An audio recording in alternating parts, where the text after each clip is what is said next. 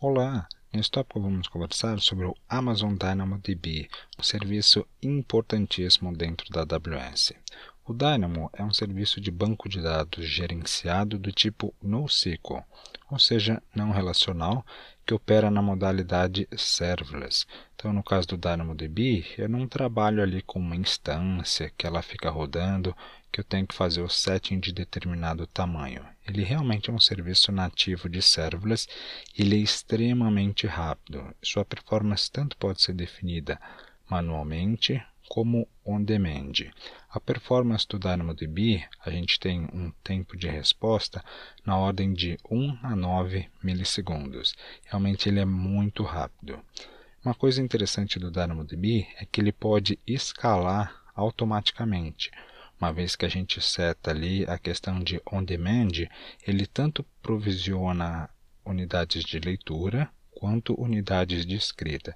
E ele dá a mesma resposta para a gente, seja ali 5 leituras por segundo que eu faça, ou 1 milhão de leituras por segundo, a gente vai ter a mesma resposta, a mesma performance. Como sendo um banco de dados não relacional, ele é schemaless, ou seja, a gente não tem aquela estrutura que a gente precisa definir ali inicialmente na criação da nossa tabela. Ele é voltado ao key-value, ou seja, um par de chaves e valor. Em termos de segurança, ele é integrado ao IAM e nós podemos prover ali uma grande granularidade de permissões. Ou seja, eu posso chegar no nível de um grupo e definir qual tabela determinado usuário pode acessar, inclusive qual item da tabela um determinado usuário tem permissão para gravar, por exemplo. Então, realmente todas as permissões em cima do DynamoDB têm relação ali com as políticas de IAM que eu venho a definir. Inclusive, eu posso fazer com que um determinado serviço que vá se comunicar com o DynamoDB, ali através das chamadas de API, você tem a característica de uma role que esse serviço ou que esse usuário vem assumir para estar performando qualquer ação no DynamoDB. Em termos de criptografia, a gente tem a criptografia dos dados em trânsito, ou seja, todas as chamadas de API eu posso fazer em cima de SSL, e nós temos também a criptografia de dados em descanso, tanto utilizando a opção default, nesse caso a gente não teria um custo, ou o AWS KMS, onde eu posso criar ali a minha própria Customer Master Key e estar definindo para ser utilizada essa chave de criptografia nos dados em descanso do DynamoDB. Esse é um serviço considerado de baixo custo, porque como ele opera na modalidade serverless, você não precisa ali lançar uma instância grande para estar podendo performar que você precisa em termos de banco de dados. Ali a sua cobrança vai ser em cima da sua capacidade de leitura e escrita provisionada e efetivamente o armazenamento. Então, nesse caso também, nós não precisamos setar previamente qual que é o volume, qual que é a nossa capacidade, e dentro do DynamoDB a gente também tem esse conceito de um armazenamento virtualmente ilimitado. Uma vez mais, esse é um serviço que pode escalar automaticamente, importantíssima essa feature dentro do DynamoDB. Algumas funcionalidades adicionais, a gente tem como um serviço gerenciado toda a estrutura de backup e restore em função do tempo, point in time, ou seja, se eu tiver algum problema, a minha tabela corrompeu ou eu quero voltar algum dado, eu posso setar esse retorno em função do tempo. 10 minutos atrás, por exemplo. Então, toda essa parte de backup, a AWS cuida. Ele é um serviço que nativamente opera em multi-AZ, ou seja, os dados ali da minha tabela do DynamoDB, eles são copiados em multi-AZ. Ele oferece alta disponibilidade e durabilidade por padrão. Ou seja, eu não preciso fazer nenhum setting adicional para eu ter essa característica de alta disponibilidade e alta durabilidade. Ele é integrado ao CloudTrail, ou seja, todas as chamadas de API que eu faço no meu DynamoDB são registradas no CloudTrail como eventos. Então eu tenho ali todos os meus logs. Uma feature muito legal do DynamoDB é o Global Tables. Essa feature vai permitir a utilização do meu DynamoDB em múltiplas regiões, inclusive eu posso ter Multi-Master Database, que é aquela característica de eu conseguir salvar em mais de um master, e aí ele consegue fazer uma replicação dessas gravações, dessas atualizações. O DynamoDB tem uma feature chamada Stream, que ela captura eventos da tabela. O que isso significa? Imagina ali, por exemplo, que eu estou monitorando a minha tabela e dependendo do que acontece, de alguma informação que eu gravo, eu posso querer fazer determinada ação. Vamos supor que ali dentro do meu e-commerce, se eu tiver alguma venda de mais de 10 mil reais, eu quero monitorar isso e a partir disso startar uma função lambda que possa fazer determinada ação. Por exemplo, é possível através do DynamoDB Stream, porque realmente todos os eventos que acontecem ali na minha tabela, ele fica em um stream em função do tempo. Esses registros eu posso startar outros serviços como uma função lambda. O DynamoDB já é rápido por padrão, a gente tem tempos de resposta aí na ordem de 1 a 9 milissegundos. Entretanto, se você ainda precisar de mais performance, saiba que nós temos o DAX, DynamoDB Accelerator. O DAX ele é um cache em memória, então o DynamoDB por padrão ele é rápido, entretanto ele trabalha ali com discos SSD de alta performance. Mas se você precisar de algo ainda mais rápido, você pode trabalhar com o DAX e aí ele faz o cache em memória, isso de uma maneira transparente, ou seja, as mesmas chamadas de API que você faz em cima do DynamoDB, você vai continuar fazendo, então você não precisa ter alterações ali na sua aplicação, da forma que você se comunica com o Dynamo. E nesse caso, a gente tem resposta na ordem de microsegundos, então realmente é muita performance, nesse caso trabalhando com cache em memória. Quero conversar com vocês ainda sobre duas formas que a gente tem de fazer chamadas ali em cima do nosso DynamoDB, tá?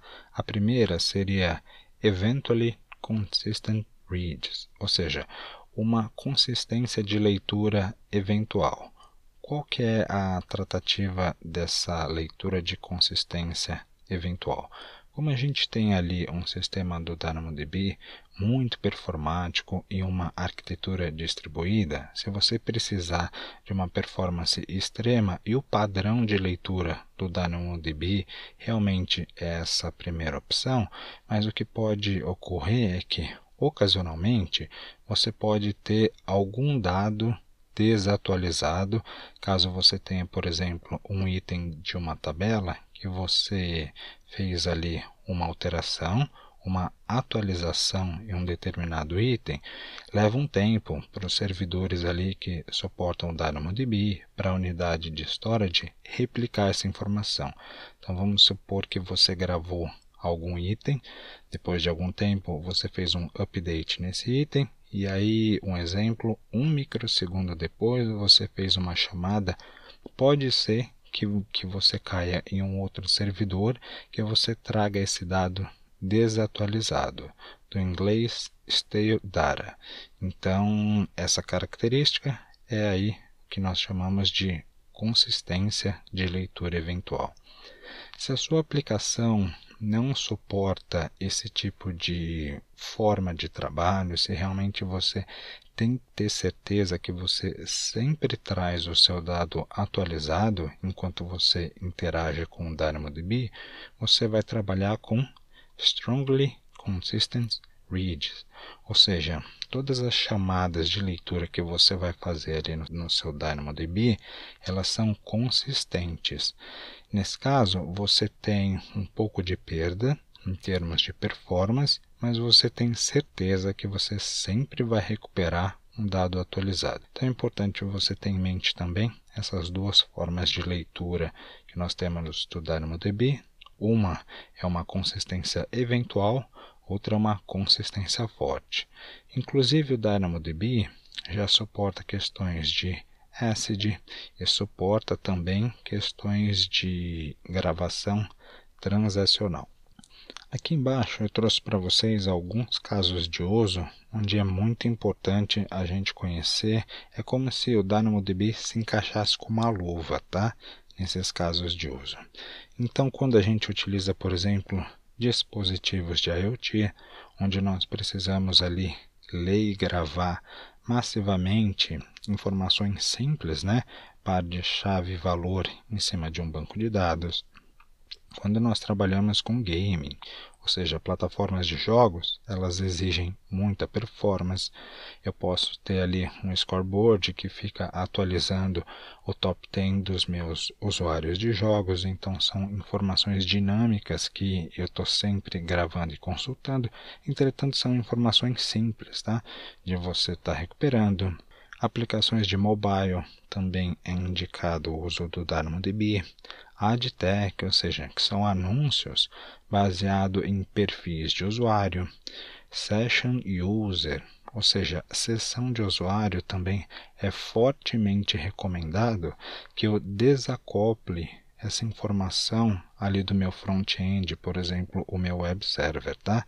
Então eu tanto posso salvar uma sessão de usuário no Elasticache como no DynamoDB, também me atenderia com bastante propriedade.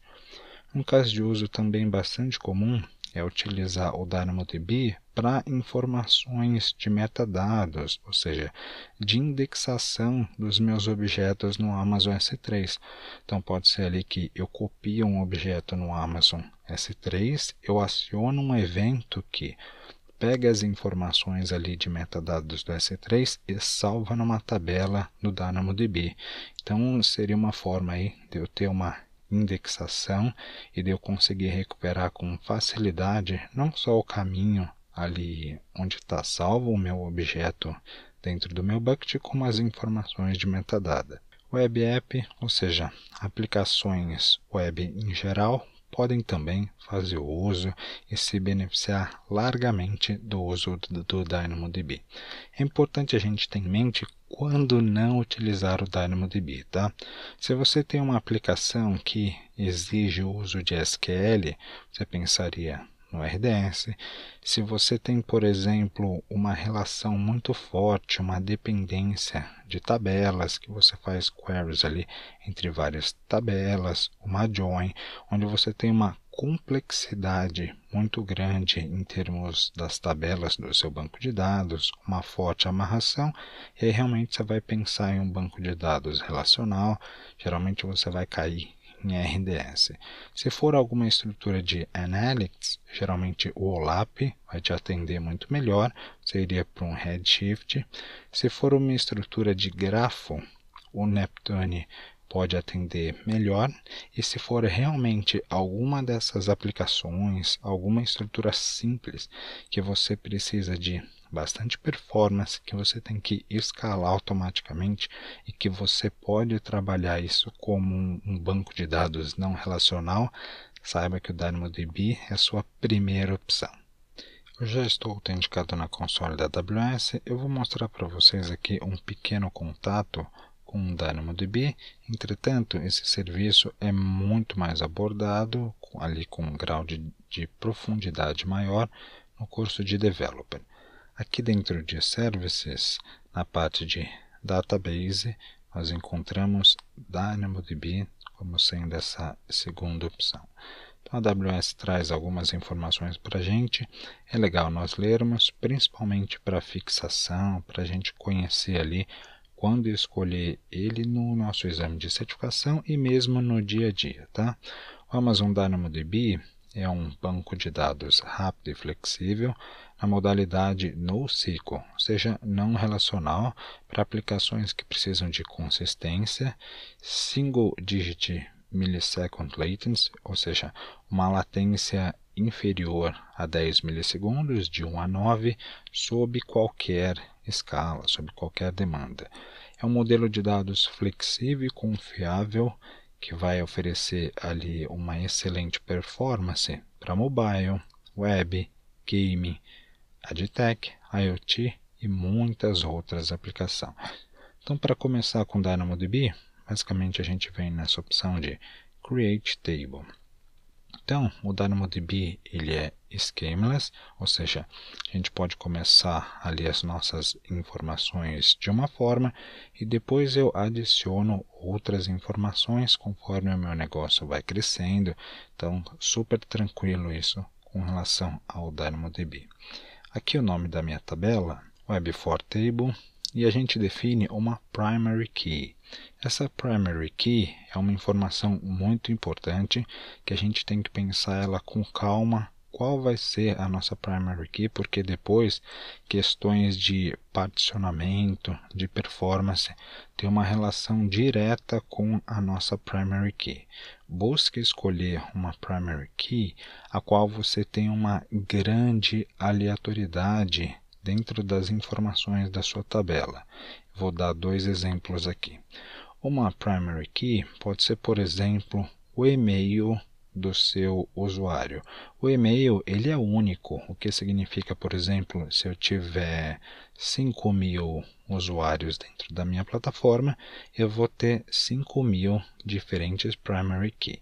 Mas vamos supor, por exemplo, que eu escolha, no caso da Web4, uma primary key como sendo cursos. E considerando que eu tenha 5 cursos lançados na plataforma, então ao invés de eu ter uma aleatoriedade de 5.000 primary key, eu estou caindo aqui para 5. Isso mais para frente pode me dar problemas de performance. Ele diz para a gente aqui 3 tipos de primary key que nós poderíamos estar criando: o tipo string, tipo binário e o tipo numérico. Eu vou considerar uma primary key baseada em e-mail, então eu vou manter o tipo string. Sort key, a gente pode ter uma variação, aí uma combinação entre primary key e sort key. Nesse caso eu não vou estar habilitando essa opção, realmente é opcional. Para o propósito desse lab, eu vou manter aqui essas unidades de capacidade de leitura e escrita padrão. Em 5 ele dá um custo estimado, mas esse valor está dentro do free tier, então para esse laboratório eu não vou precisar pagar nada. Aqui, se nós formos provisionar a questão do auto-scaling, a gente teria que deixar ele criar uma role, que vai conseguir alterar essas informações. Vou manter isso padrão, criptografia eu vou deixar default, mas eu também poderia trabalhar com as chaves do KMS e eu vou dar simplesmente create para fazer a criação da nossa primeira tabela no DynamoDB. Legal, poucos segundos depois aí ele já fez a criação da nossa primeira tabela, então vamos ver que informações ele traz para a gente. Tudo que eu configurei ali na console, não vou entrar em detalhes sobre todas essas informações, ok? Notem aqui que a minha tabela também tem um ARN específico, tá bom? Associada a essa minha conta, table, web4 table, depois as permissões que eu estaria criando dentro ali das policies do meu IAM, eu estaria me referenciando a esse ARN se eu quisesse fazer permissões em cima dessa tabela em específico. Nesse momento eu vou fazer a criação de um novo item e já vou popular alguma informação.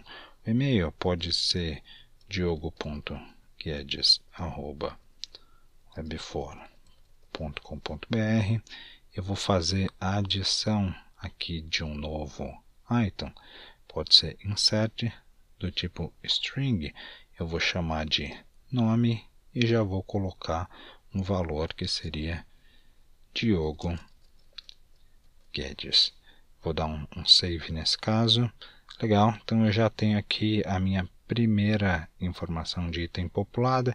Eu tenho o e-mail, diogo.guedes@web4, e eu tenho o nome, Diogo Guedes.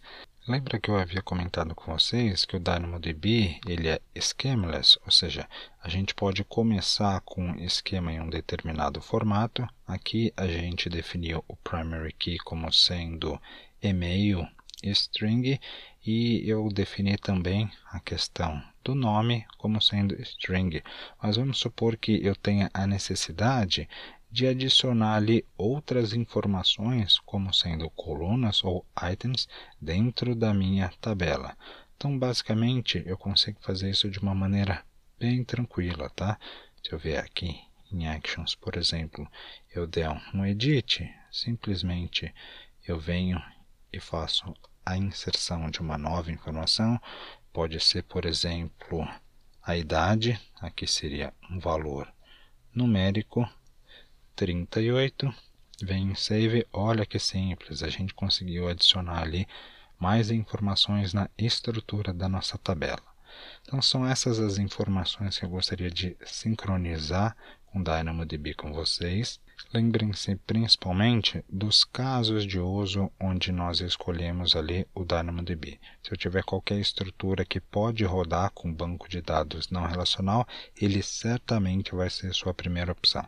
Ele escala automaticamente, é perfeito para IoT, gaming, mobile, salvar sessão de usuários, ali os dados de indexação dos objetos do meu bucket do S3 e para qualquer aplicação web app ele também pode atender com bastante propriedade. Obrigado por assistir, nos vemos no próximo tópico.